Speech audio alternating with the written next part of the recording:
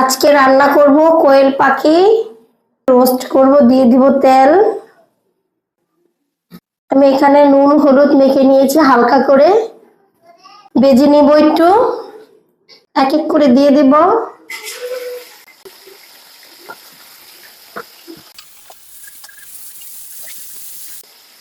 ভালো করে উল্টে পাল্টে ভেজে নিব।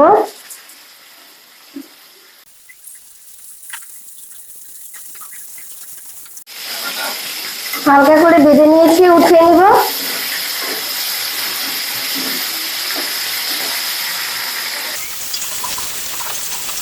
এই কড়াইতে দিয়ে দিব এলাচ দারচিনি তেজপাতা। দিয়ে দিব পেঁয়াজ কুচি। দিয়ে দিব আবার সামান্য একটু তেল।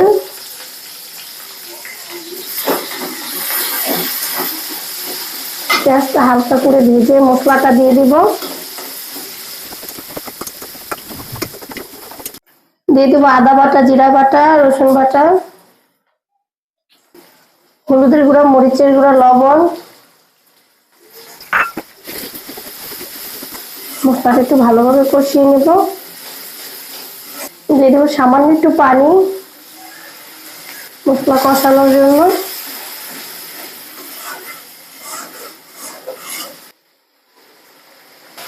মশলাটা ভালো করে কষানো হয়ে গেছে, দিয়ে দেব কোয়েল পাখির।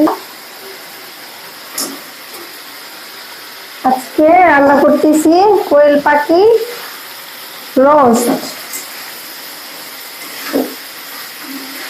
আমি একটু ছোট ছোট পিস করে নিয়েছি। কষিয়ে একটু পানি দিয়ে দিব সিদ্ধ হওয়ার জন্য।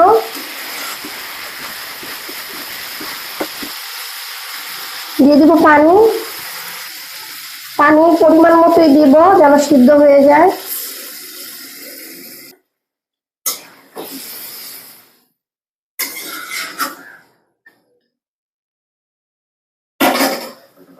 ফিরে আসবো 5 মিনিট পর। ফিরে আসলাম 5 মিনিট পর। আমাদের কোয়েল পাখির রোস্ট হয়ে গেছে প্রায়। এখন গরম মশলার ফাঁকি দিয়ে উঠিয়ে নেব।